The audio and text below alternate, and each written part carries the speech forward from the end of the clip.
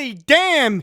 Can Adele do a Bond theme? Alright, so in continuation of my Bond reviews leading up to No Time to Die, I am here to review Skyfall, possibly one of the other best Bond movies ever. So right away from the opening action scene, you can tell that this is going to be a far superior movie to the previous one, simply because of how it's filmed and edited. The shots are longer, they're wider too, so you as a viewer can take in every bit of information that you need to.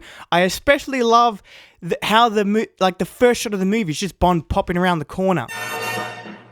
And once again, Craig's Bond is extremely charismatic, with moments like him pulling the steering wheel off Eve to ram into the guy they're chasing, or jumping into an excavator to pull the back of a train car off.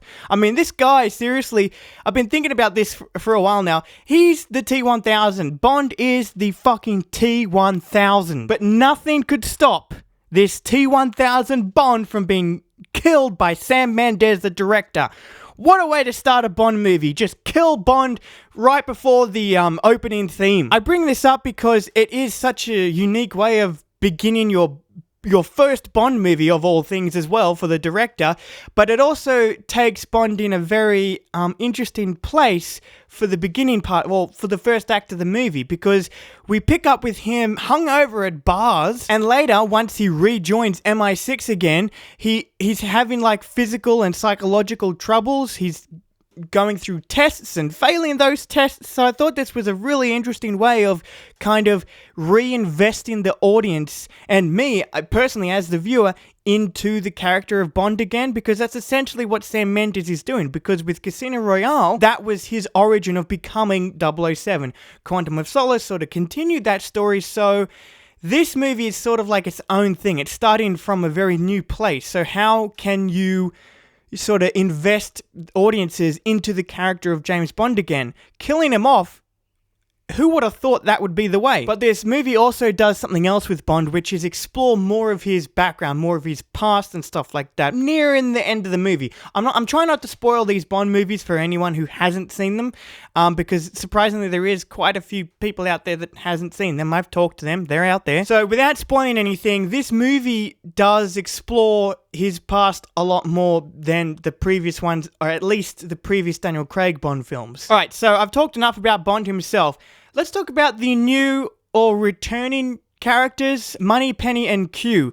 Now, as I have heard, because I don't actually know the old movies, I haven't seen them, the ones with Sean Connery and stuff like that, have not seen them. But apparently Q and Moneypenny are sort of returning characters in a way, but they're being reintroduced. I love Q. I also understand that Q in the original movies was an old guy. I just can't imagine that now, seeing Q as such a young and vibrant tech guy. Like, that is the Q to me. Also, Moneypenny. Man, there is some real flirting that goes on in this movie with them. I don't really see them, Moneypenny and Bond, as that. They're kind of like friends, so I'm kind of happy where they left off at by the end of this movie. Just friends, okay? None of that other stuff. Alright, so in the vein of new characters, let's talk about the villain, who I guess you can say is like a new character, Silva, played by Javier Bardem. Man, I have been following Javier's sort of career for a while now. I've watched No Country for Old Men, I watched Mother, and all those performances are great. No Country for Old Men probably being his best performance, but what he does and what he brings to the villain for this movie, this guy is bad news. A troubled man with a dark history tying him to M that enriches both characters. And that's another thing too, this movie explores M as well, and her connection to Silver and sort of her past and stuff like that. Like, there's a scene where she's in a courtroom setting, right, and she's talking about her late husband. This movie manages to explore way more of Bond and introduce a new villain, compelling villain, an interesting villain that also reveals more about M at the same time, while also introducing a whole bunch of new characters at the same time, while all making them likable.